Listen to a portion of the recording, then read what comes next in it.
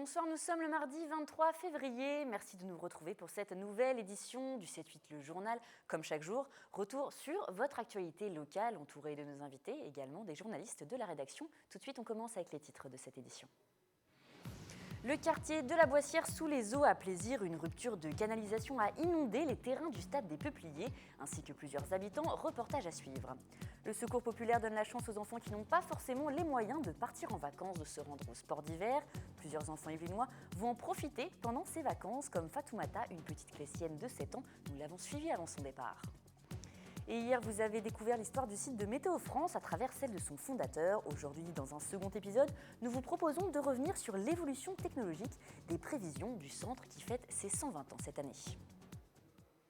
Et je vous le disais en titre à Plaisir, le quartier de la Boissière a été totalement submergé par les eaux vendredi dernier suite à une rupture de canalisation. Les terrains du stade des Peupliers et plusieurs habitations ont été touchés, comme nous l'expliquent Mickaël Elmitoro et Mélanie Poquet. L'eau, la boue est rentrée également dans le chalet, toujours par derrière. Donc tout s'est accumulé ici. Christophe Rousseau est l'une des victimes de l'inondation du quartier de la Boissière à Plaisir. Ce vendredi vers 7h du matin, une rupture de canalisation de 60 cm de diamètre à proximité de l'école Alain Fournier a entraîné une submersion partielle du secteur. L'incident a entraîné des dégâts chez les habitants. Au niveau du jardin, on a été inondé sur toute la partie du jardin. La terrasse a commencé à être inondée également. C'est surtout le coin détente qui a eu pas mal de dégâts. Un jacuzzi qui est maintenant hors service, le coin cuisine extérieure qui est hors service aussi. Plusieurs milliers de mètres cubes d'eau se sont également déversés sur le stade des Peupliers. Les terrains rénovés en 2012 pour un coût de 2 millions d'euros ont été fortement endommagés. Les terrains synthétiques sont, je dirais, en assèchement puisqu'on attend de voir comment les choses se passent. Tout de suite, on a imaginé qu'ils puissent ne pas être du tout utilisables par les sportifs. D'ailleurs, nous avons fait un arrêté pour qu'ils ne soient pas utilisables. On va attendre que ça sèche un peu, puis on verra ce qu'il en est. Mais j'ai bien peur qu'il faille les remettre en état complètement. Une décision concernant la rénovation des terrains sera prise d'ici 3 semaines par la mairie. Les rencontres sportives sont pour le moment reportées. Et vous le savez, les vacances ont commencé pour les enfants de la zone C. Pourtant, chaque année en France, près de 3 millions d'enfants n'ont pas la chance de justement partir en vacances. Avec Copains de vacances, le Secours populaire aide les enfants de familles défavorisées à sortir de leur quartier. 3 enfants yvelinois ont pris la direction des pistes de ski des Hautes-Pyrénées cette semaine. C'est le cas de Fatoumata, elle a 7 ans et elle habite les Clés-sous-Bois. Fanny Bourdillon l'a suivie avant son départ, regardez. Les vacances, un droit pour tous et tout au long de l'année. C'est le credo du Secours populaire. Au Clés-sous-Bois, Fatoumata, 7 ans, s'apprête à partir pour la première fois au sport d'hiver. Alors, au moment de faire la valise, le choix est difficile. Un pull en cas si on part par exemple dans la neige. Et ça, si il fait un peu beau, je suis plus contente, mais sauf que j'ai envie que ça se passe bien au moins et pas tomber sur la neige et de venir sans se casser un truc. La petite fille est déjà partie en vacances cet été avec le Secours populaire. Le billet de train est à la charge de l'association et le reste du séjour à la famille d'accueil. Pour Sarane, sa maman, ces vacances loin des Clés-sous-Bois permettent un moment d'évasion, mais aussi de la responsabiliser. Quand elle vient, elle sait faire lui seule, elle fait tout seule. Avant ça, elle ne peut pas faire sans moi, elle ne peut pas dormir sans moi. Vraiment, je suis très très contente. L'opération Copains des vacances donne surtout la chance aux enfants des familles défavorisées de se faire de nouveaux amis. Les bénévoles donc, qui sont les premiers à voir les enfants et à les ramener au trajet retour donc, me disent qu'à chaque fois les enfants sont ravis, qu'ils ont pu faire des activités qu'ils ne pouvaient pas forcément faire chez eux à la maison. On a également des enfants qui ne veulent pas repartir, qui souhaitent rester dans la famille d'accueil. 8h27, direction Tarbes ce lundi matin pour Fatoumata. À la gare Montparnasse, la séparation avec sa maman est difficile. Mais dans 10 jours, elle reviendra avec des souvenirs plein la tête. Je raconterai à mes copines que c'était bien les vacances et que je me suis bien amusée. L'été dernier, 40 enfants yvelinois ont pu profiter de l'opération Copains des vacances du Secours populaire. Et nous restons à présent dans le milieu associatif avec Frères d'Agile, une association élancourtoise qui vient en aide aux démunis, aux personnes dans le besoin. Pour nous en parler en plateau, Malik Wassel, bonsoir. Bonsoir. Vous êtes le président de l'association et Sarah Asnaoui, bonsoir à vous également. Vous êtes bénévole justement au sein de l'association. Alors l'association Frères d'Argile, Malik, a été créée il y a 10 mois sur votre initiative. C'est ça. Est-ce que vous pouvez me raconter un peu comment ça s'est passé, comment vous avez eu justement cette idée, cette volonté de créer l'association? Ce déclic, on va dire, ça s'est fait un peu... C'était un peu nécessaire, je pense, vu le nombre de migrants qui arrivaient cette année en fait, sur Paris. Donc nous, on est essentiellement basé vraiment, on s'occupe vraiment de la région parisienne. Et on a trouvé qu'on devait vraiment faire quelque chose parce que voilà, le besoin il grandissait, quoi. Comparé à vraiment quand moi j'étais jeune, on n'avait pas tout ça, il n'y avait pas tout ça. On ne voyait pas autant d'associations. Maintenant, c'est quelque chose qui se fait de plus en plus dans les banlieues. Donc ça, vraiment, on en est fiers. Et donc c'est un boulot qui se fait petit à petit. C'est vraiment comme fonder une société. C'est un truc qui prend un peu de temps, mais on est bien épaulé. On a beaucoup de soutien et ça avance petit à petit. Ouais. Sarah, vous avez décidé de rejoindre l'association directement à sa création, un petit peu après. Comment ça s'est passé? Oui, un petit peu après. Je fais un peu partie du cercle d'amis de Malik. Et il m'en a parlé et du coup j'ai décidé de rejoindre l'association, oui.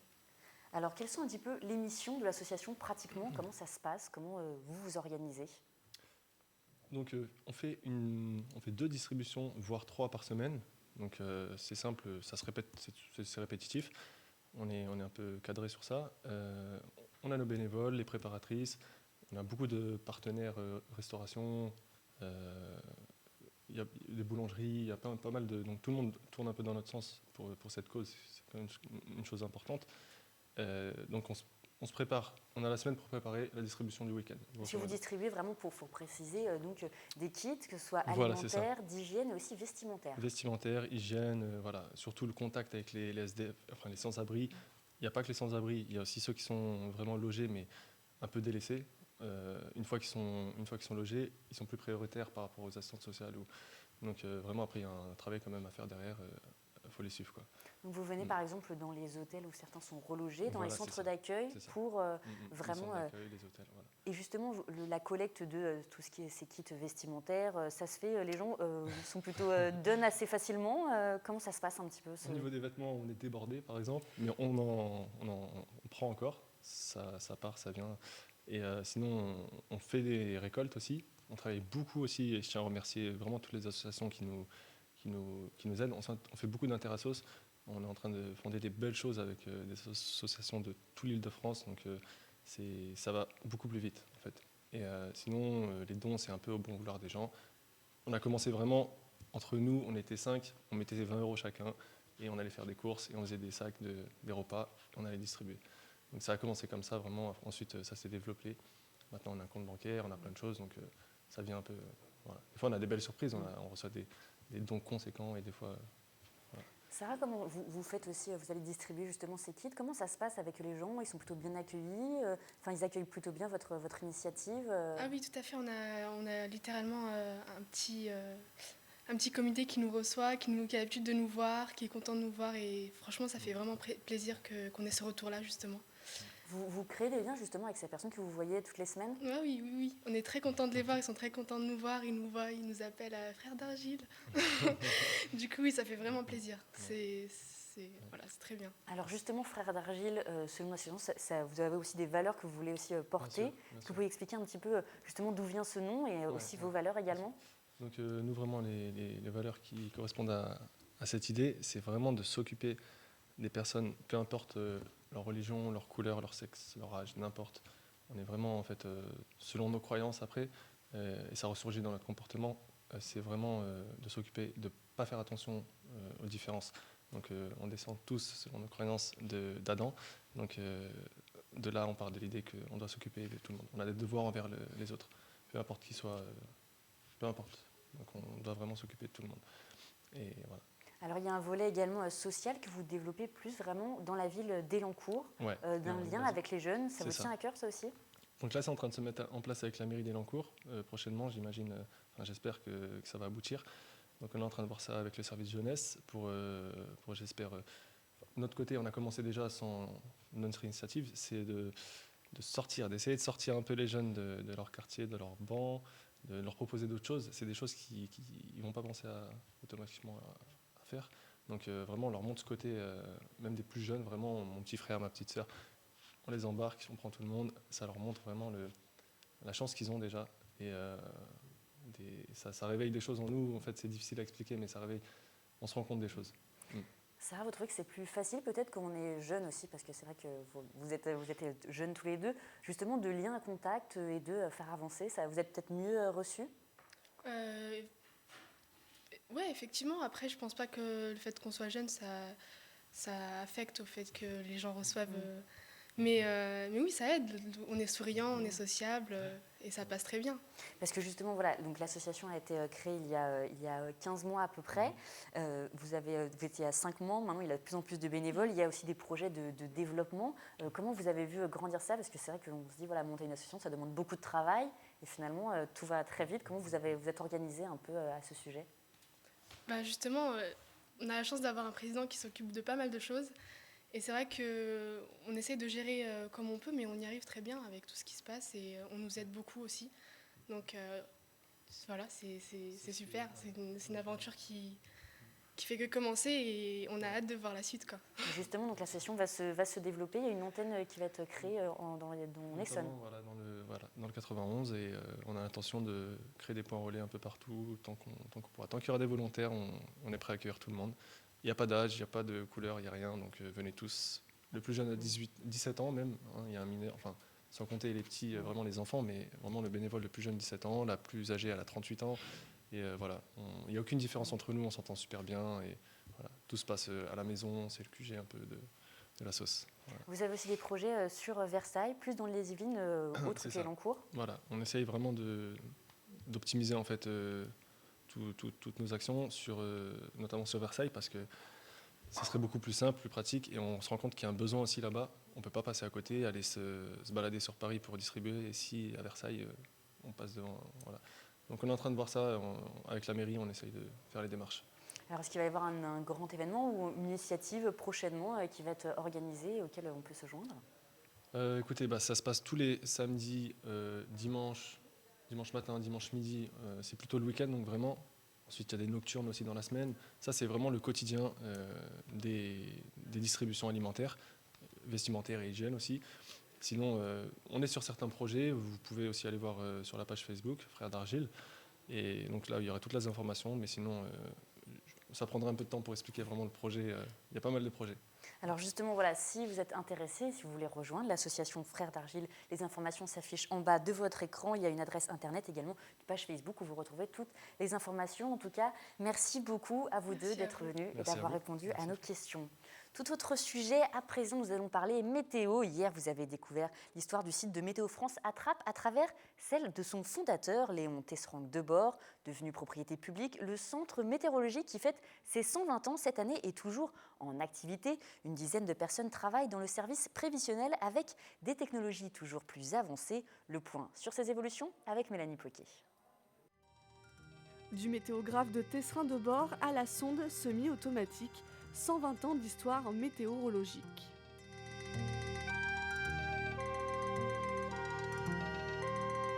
La première radiosonde, c'était quelque chose de très simple, qui était très gros aussi, qui faisait à peu près 4 kg, qui était grand comme ça, qu'on a envoyé jusqu'à 12 km accroché à un ballon. Au départ, ça mesurait que la température. Après, progressivement, on a rajouté la mesure de la pression en même temps dessus. Et on est arrivé à la première radiosonde. Le site de Trappes conserve aujourd'hui encore les vieilles sondes. L'une des plus anciennes est pourtant toujours d'actualité, celle utilisée lors de l'année polaire de 1932, imaginée et créée par Jules Richard, industriel français. Les sondes deviennent plus compactes et plus sophistiquées, c'est aussi le cas des ballons. Si on regarde par exemple Tesserang-Debord avec ses ballons qui étaient très gros, qui faisaient 26 mètres cubes, il y a 5% de ces ballons qui ont dépassé les 20 km d'altitude, alors qu'ensuite, avec ce qu'on a utilisé progressivement avec la miniaturisation des radiosondes, on arrive maintenant à un résultat où on a quasiment 100% des ballons qui dépassent les 25 km, et il y en a beaucoup qui arrivent à 30 km d'altitude, et ça avec 2 mètres cubes maximum de gaz à utiliser. Depuis quelques mois, l'envoi de ballons est devenu semi-automatique. Toujours préparées par l'homme, les sondes sont aujourd'hui envoyées automatiquement. Elles ont une vitesse constante de 300 mètres par minute en évaluant température, pression, humidité, ainsi que la vitesse et la direction du vent.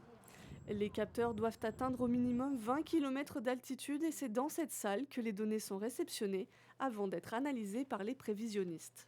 Pendant en gros 1h45 à 2h, elle va continuer. Tout au cours de sa montée, elle va faire des mesures de température, de pression, d'humidité, qu'on peut voir en direct sur l'écran du sondage qu'on a vu tout à l'heure, avec en rouge les courbes d'humidité et en blanc la courbe de température. Le ballon, avec la pression qui diminue, va augmenter de volume jusqu'au moment où il va éclater. Pour l'année 2016, année bissextile, 732 ballons-sondes seront envoyés. Ils continueront ainsi à faire la pluie et le beau temps, ou du moins de le prévoir.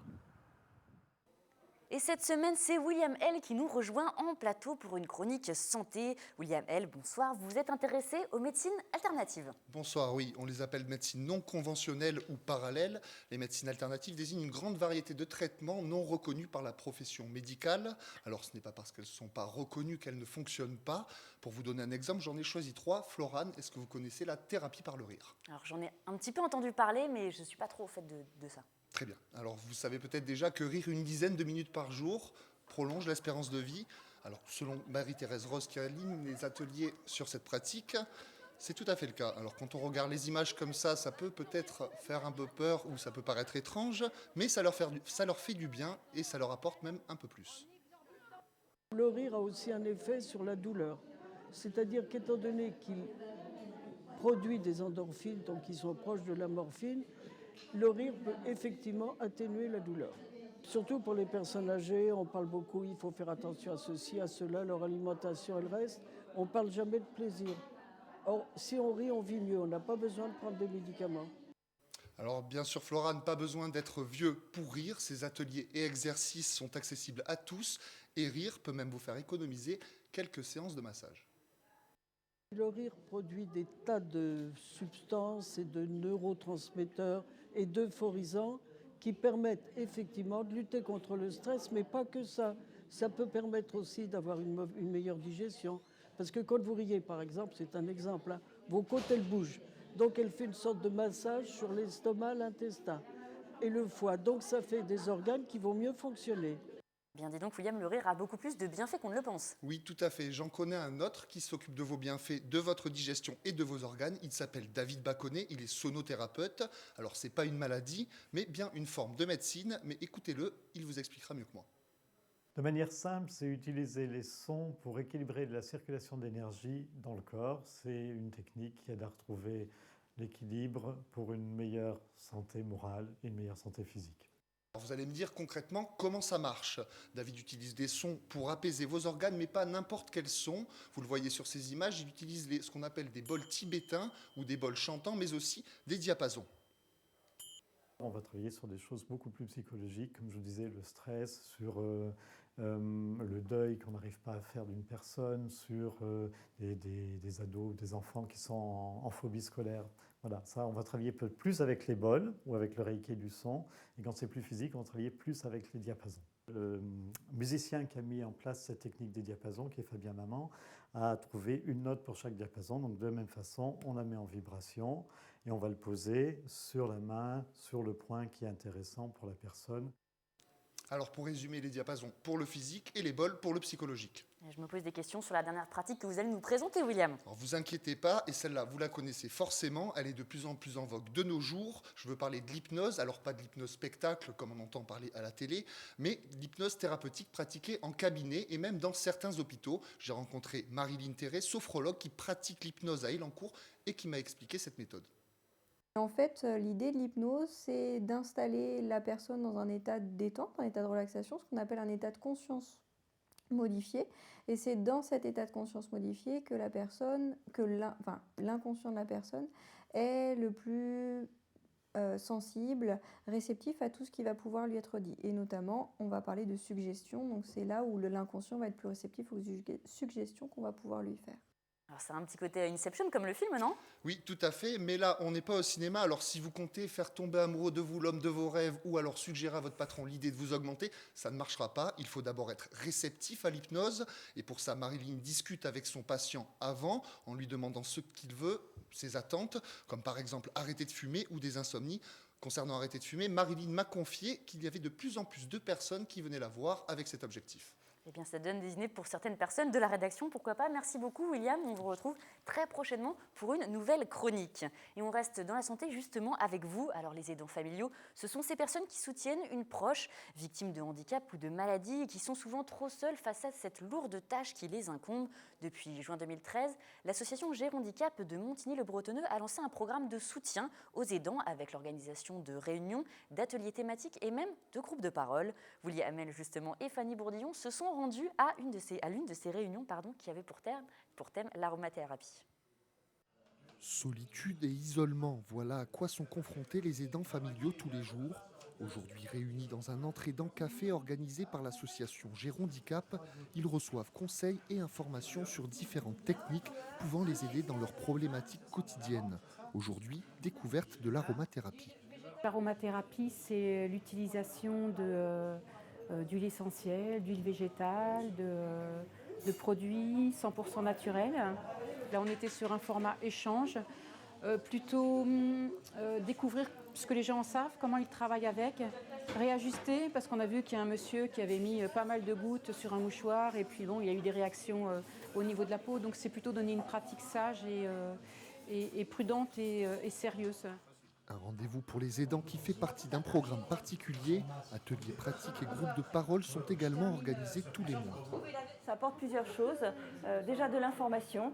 Ça leur permet de se retrouver dans la pluralité des aides qui sont proposées. Ça leur permet de mieux s'y retrouver, de mieux orienter leurs besoins et de savoir à qui s'adresser dans leur situation. Pour moi, c'est l'occasion d'une part de rencontrer des gens, d'autres personnes, parce que je vis seul, et d'autre part, c'est aussi l'occasion d'enrichir ses connaissances. Un programme qui existe depuis 2013 et qui permet surtout de tisser un lien social en échangeant sur les difficultés d'assister et d'aider un proche dans tous les instants de la vie. Et on termine ce journal par du sport. La première édition du Trail des Villes Royales était programmée ce dimanche. Les coureurs se sont élancés de la pièce d'eau des Suisses de Versailles en direction du château de Rambouillet. Plus de 1000 courageux ont participé à ces 51 km. Les détails avec Mickaël Elmidoro qui pour l'occasion a chaussé ses plus belles baskets. Un parcours de 51 km sur des sentiers de randonnée entre le château de Versailles et le château de Rambouillet. Le tracé a été imaginé par les organisateurs du premier trail des Villes Royales, un programme inédit dans les Yvelines. On voulait organiser une course qui était longue, qui était en Ile-de-France en hiver, alors qu'il n'y en a pas encore. Et l'idée de promouvoir un petit peu le tourisme, le patrimoine de la région entre le château de Versailles et le château de Rambouillet est venue il y a 9 mois. Et 9 mois après, comme un accouchement, on est sur la ligne de départ. Les sportifs avaient la possibilité de courir l'intégralité de la course seul ou en équipe de 3 avec un passage de témoin à Chevreuse et au Fargis. C'est à la mode, maintenant il y en a beaucoup, donc il faut savoir être original pour attirer du monde. Ils trouvent que c'est très original.